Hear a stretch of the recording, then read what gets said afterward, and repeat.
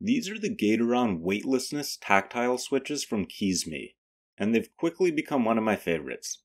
Let's break them down. They have a 13.7mm POM tactile stem that bottoms out on the pole after 3.4mm of travel distance. The top and bottom housings are made from nylon, and they have a 22mm double-stage 50-gram operating force spring. They also come pre-lubed well, with less lubricant than some of other recent Gateron switches.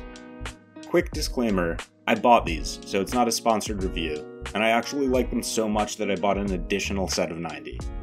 Okay, back to the review. There's nothing particularly remarkable about these switches at the surface level. What sticks out to me though is the way that they feel. Let's take a look at a force curve that was provided to me by Crema.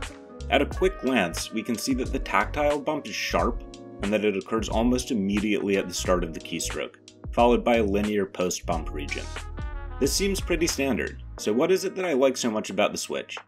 While the tactile bump is indeed sharp, it only requires a subtle 50 grams of force at the pressure point. This combination of a sharp bump with a light spring makes for a typing experience that actually feels linear at faster typing speeds, and more tactile at slower typing speeds. In addition, the bottom-out force of the switch is 50 grams, the same amount of force that is required to push past the tactile bump. I'll be honest, I am just getting into tactile switches myself, so I don't really know much about them, but to me, as someone who has only typed on a handful of tactiles and prefers linears, this is a unique typing feel that I quickly fell in love with. Okay, let's listen to how they sound, do a comparison, then wrap it up.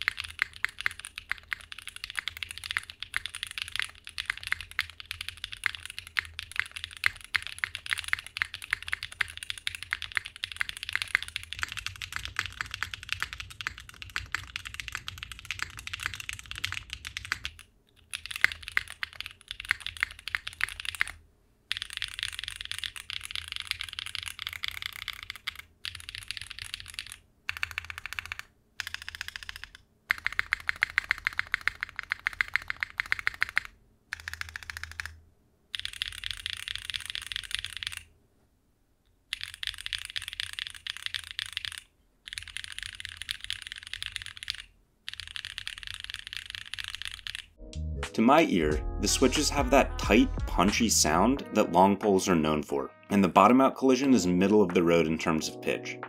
They're louder and a bit clackier sounding, or higher pitched, than both the MX Browns and High C Orange switches. I had one switch out of the 170 that I have that had noticeable leaf ping to it, but the rest were near perfect.